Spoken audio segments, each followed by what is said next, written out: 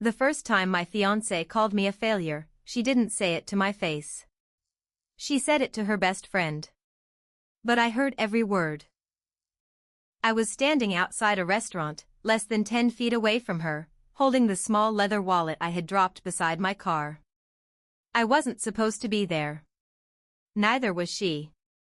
She had told me she was having dinner with her sister. Instead, she was sitting inside with her best friend, Natalie, laughing about the man she was about to marry. Me. "He's a good person," Natalie said. "That should count for something." My fiancé laughed. It was a quiet laugh. Almost embarrassed. That's easy to say when you're not the one marrying him. I froze. Natalie lowered her voice. "Emily, you knew what his situation was when you got engaged." "No," Emily said. "I thought his situation would improve." There was a pause. Then she added the words that changed everything. "I didn't realize I was signing up for a lifetime of supporting him." I stood there for nearly a minute, unable to move. Then Natalie said, "So why are you still going through with the wedding?" And Emily answered, "Because maybe he'll finally do something with his life before then." That was when I walked away. I didn't confront her. I didn't storm into the restaurant. I didn't send her an angry message. Instead, I went home. And I made a decision. For the next 2 months, I was going to give Emily exactly what she thought she wanted. I was going to let her believe I had nothing. Then I would see whether she still wanted me. What she didn't know was that I wasn't poor. Not even close. My name is Daniel. And this is how my fiancé canceled our wedding because she thought I had failed in life. And how, 1 week later, she discovered what I had really been hiding. I was 34 when I met Emily. At the time, I was living in a modest apartment, driving an old sedan, and working from home. To most people, I probably looked like an ordinary guy who hadn't accomplished much. And honestly, that was exactly how I wanted it to look. My father had spent his entire life running a construction company. He built houses, apartment complexes, office buildings, and eventually one of the largest private development companies in our state. When he died, he left me and my younger sister a significant inheritance. But before his death, he had taught me something that stayed with me.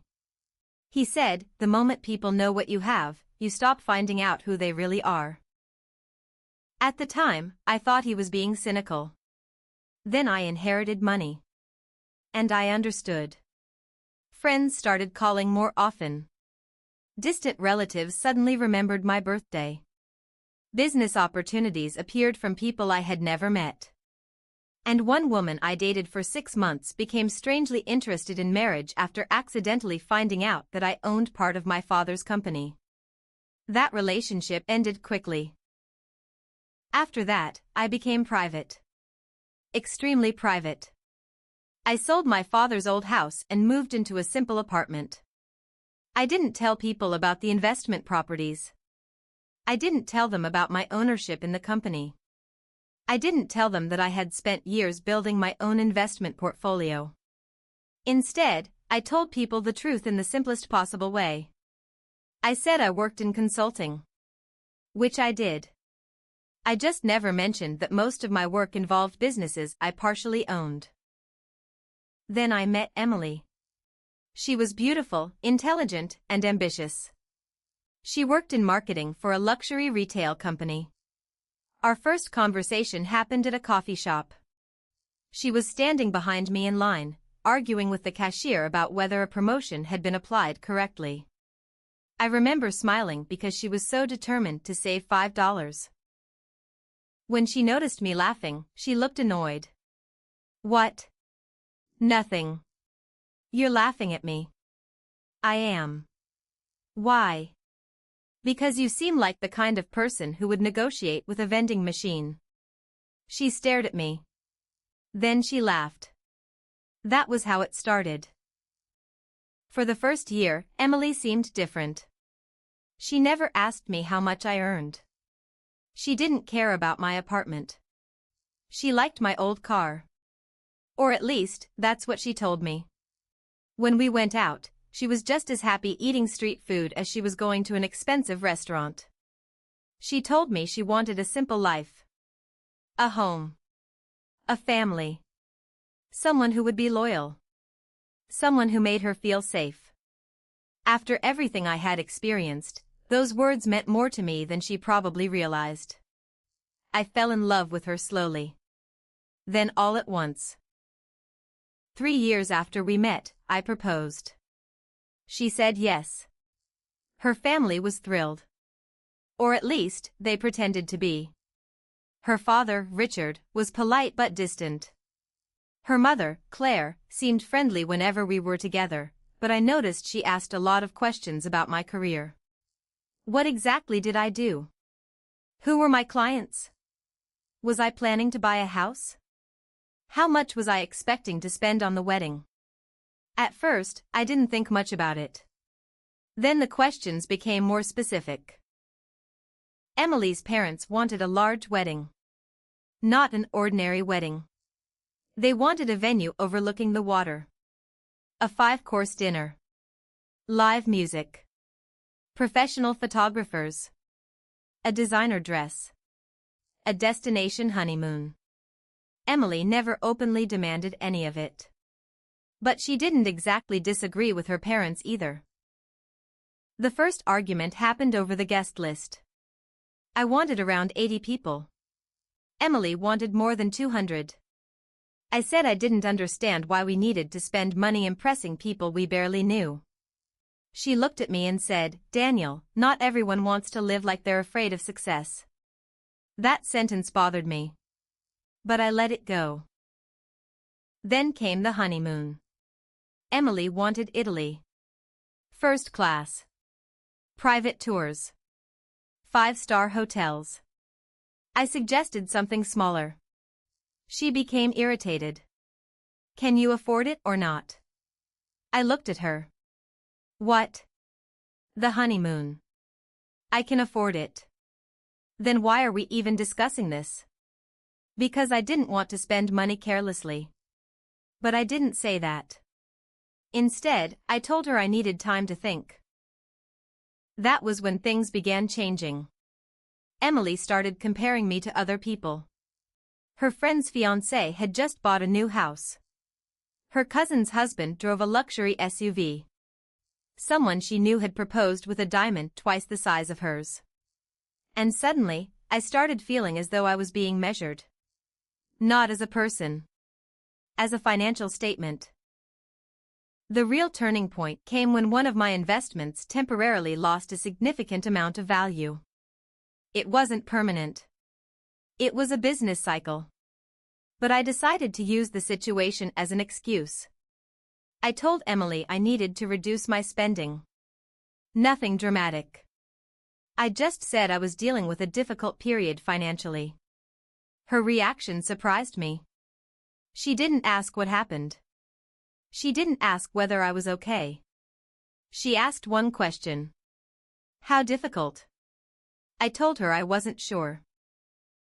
From that day forward, she changed. She became distant. Our wedding conversations became shorter. She stopped looking at venues. She stopped sending me photos of dresses. She began making comments about my apartment. Do you think we can really start a marriage here? Then, you still haven't fixed your car.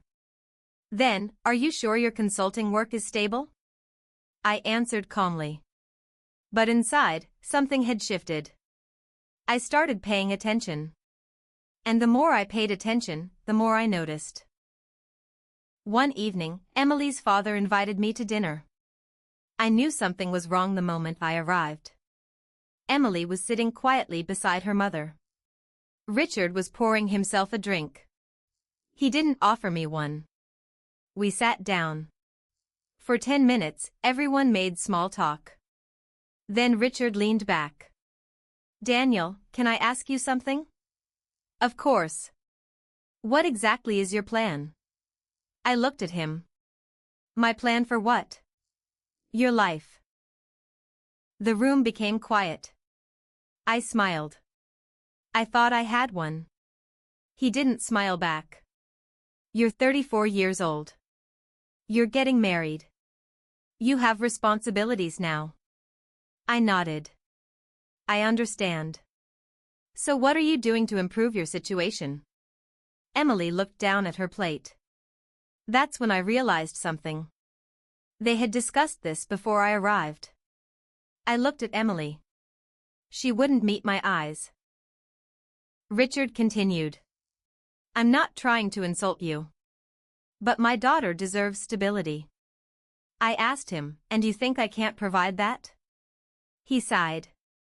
Daniel, you rent an apartment. You drive an old car. Your work seems uncertain. Now you're telling us that you're cutting back on wedding expenses. Emily finally looked up.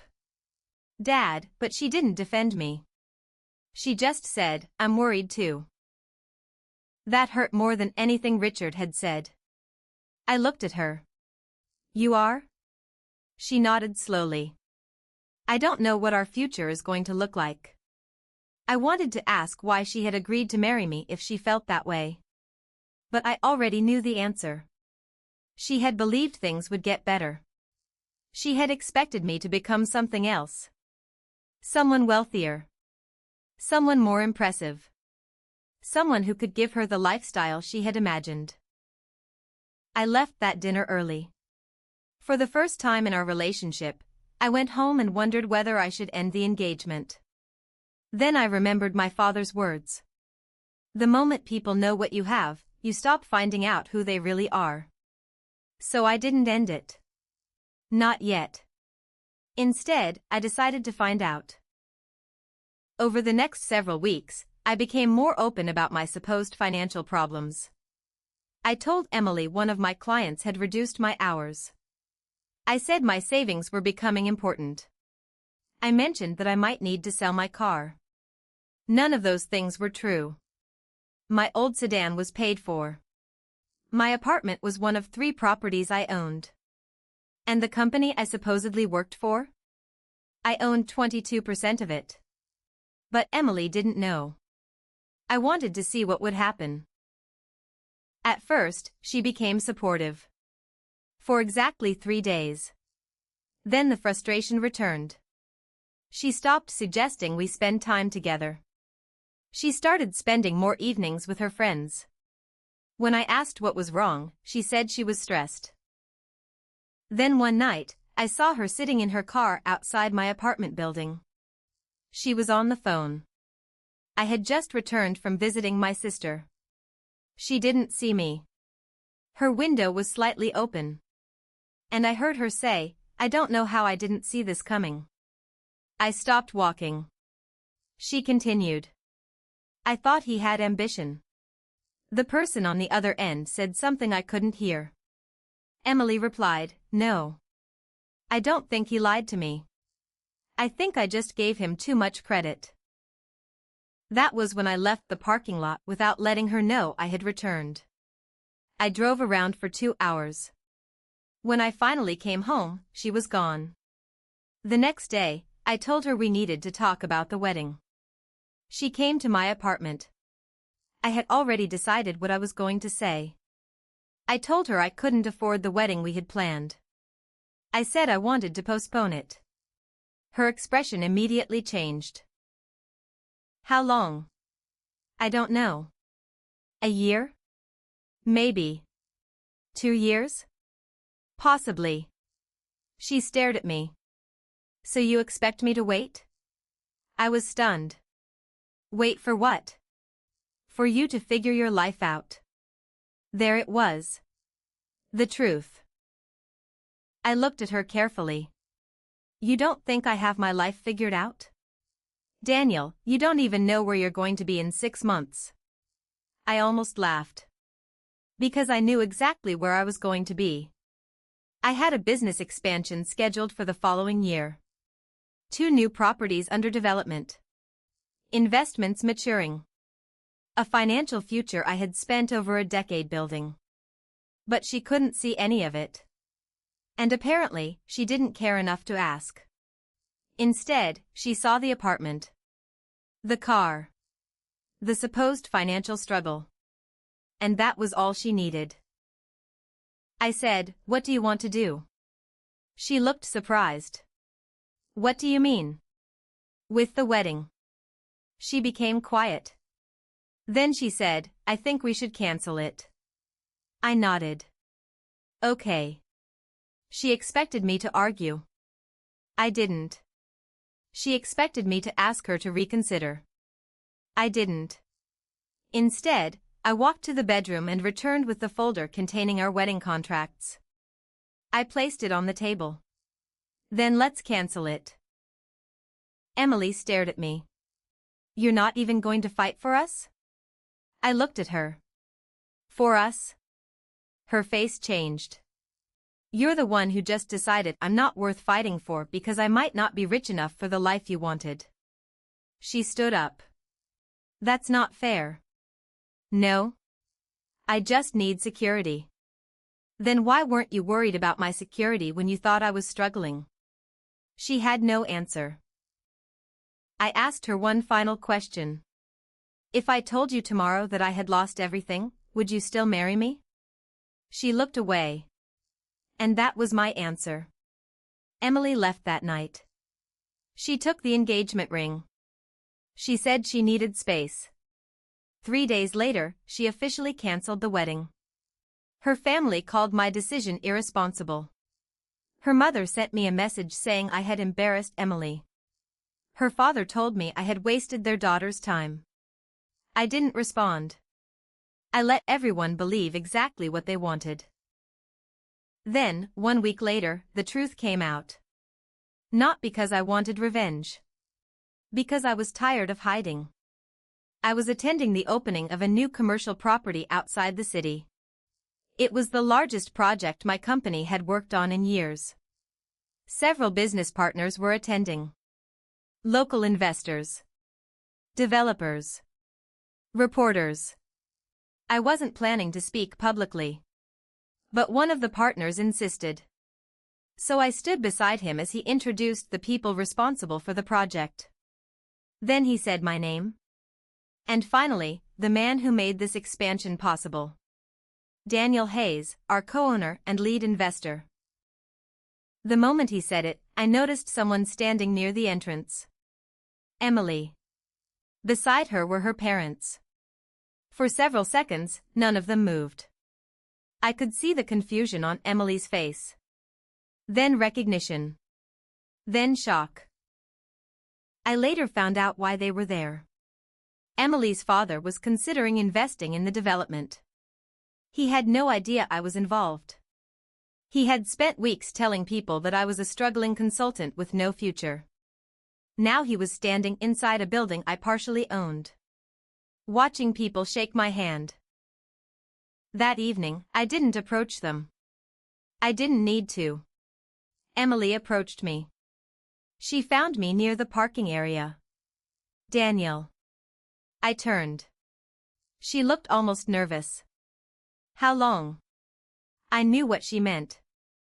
"How long have you known about the project?" "No," she said. "How long have you had all of this?" I looked at her. "All of what?" She swallowed. "The company. The investments. The properties." I didn't answer immediately. Then I said, "Since before I met you." Her face went pale. "You own the company?" "Part of it." "Your apartment?" "Mine." "The property?" "One of several." She stared at me. "You let me believe you were poor." I nodded. "Yes." "Why?" I looked at her for a long time. "Because you had already told me what you thought of poor people." She started crying. And for the first time since I had known her, I wasn't sure what to feel. She told me she loved me. She told me she had been scared. She said she had made a mistake. Maybe she had. But then she said something that confirmed everything. If I had known, I would never have cancelled the wedding. And that was exactly the problem. Not, if I had known, I would have understood you. Not, if I had known, I would have supported you. Not, if I had known, I would have stayed. She said she wouldn't have cancelled the wedding. Because she wouldn't have known what I really had. I smiled. Not because I was happy. Because suddenly, after months of confusion, everything made sense. Emily, I said quietly, you didn't leave because I lied to you. She looked at me. You left because you thought I couldn't give you what you wanted. She began to speak. I stopped her. And you were right about one thing. What? You did need security. She looked confused. I continued. But you were looking for it in money. I walked past her. That should have been the end. But it wasn't. The next day, Emily asked to meet. Then her mother called. Then her father. Suddenly, everyone wanted to explain. Richard told me he had misjudged me. I told him he hadn't. He had judged exactly what I had shown him. The difference was that he thought my circumstances determined my worth. Emily asked if we could start over. I told her we couldn't. Not because I hated her. I didn't. Not even then. But because I had spent 3 years believing she loved the person I was. Then I discovered she was waiting for me to become someone else. A few months later, I moved. Not because I needed a larger home. But because I wanted a fresh start. I left the apartment that had taught me more about people than any expensive house ever could. I bought a modest home outside the city. Nothing extravagant. Just enough space. A quiet neighborhood. A place that felt like mine. And for the first time in years, I stopped hiding everything. Not from everyone. But from the people who had earned the right to know me. My sister knew. My closest friends knew. And eventually, when I met someone new, I told her the truth much earlier. Not every detail. But enough. Because the lesson I learned wasn't that everyone should be tested. It wasn't that money makes people dishonest. And it wasn't that you should hide everything from the person you love. The lesson was simpler. If someone only believes in your future when they can see the money behind it, they don't believe in you. And if someone stays only when life is comfortable, they were never prepared for a real life with you. Emily canceled our wedding because she thought I was poor. She thought she was walking away from a man with no future. What she didn't realize was that I had already built the future she wanted. I just hadn't put a price tag on myself for her to see. And in the end, losing the wedding wasn't the greatest loss of my life. It was one of the best things that ever happened to me. Because sometimes, the people who walk away from you are not taking something valuable. Sometimes, they're revealing what they never were. And sometimes the greatest verdict you can give someone isn't revenge. It isn't humiliation. It isn't even telling them what they lost. Sometimes, you simply let them live with the choice they made. And you move forward without them. If you enjoyed this story, subscribe to Calm Verdict Stories, where every secret has a price, every lie leaves a trail, and every truth eventually leads to a verdict. This story is a dramatized fictional narrative created for storytelling and entertainment purposes.